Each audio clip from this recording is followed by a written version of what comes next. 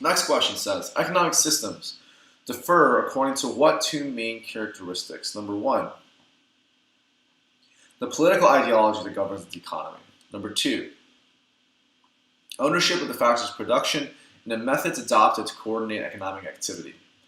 Number three, the method for the production of goods and their distribution. And number four, production technology and the quantity and quality of natural resources available. So when we talk about economic systems, we're really talking about a few main ones. The first is a market economy where you have just supply and demand running free and deciding the prices and quantity. The second is going to be a command economy where you're the complete opposite and you have everything controlled by the government, and the government is controlling both factory production and where the products get distributed to. The third is a mixed economy where you have some combination of both, where some of the economy is left for market forces to decide, and other forms of the parts of the economy, most likely the public goods, are decided by the government. And so the distinguishing factor there is often the ownership of the factors of production as one of them, and then the second is how is economic activity coordinated? Is it a free market or is it by some sort of regulatory body?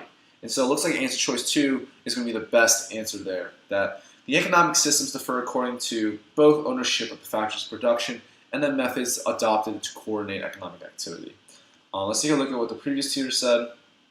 They said ownership of the factors of production and the methods adapted to coordinate economic activity. An economic system is a system involving the allocation of resources, production of goods and services from the resources, and their distribution within society. Economic systems are categorized primarily based on ownership of the means of production and by resource allocation mechanism. An economy with private ownership of the means of production is called a capitalist economy or a market economy, whereas an economy of social ownership is called a socialist economy. An economy with the characteristics of both the systems is called a mixed economy. The methods adopted to coordinate economic activity determine whether the economy is a market economy, a planned economy, or a mixed economy. Right, so that's a good breakdown.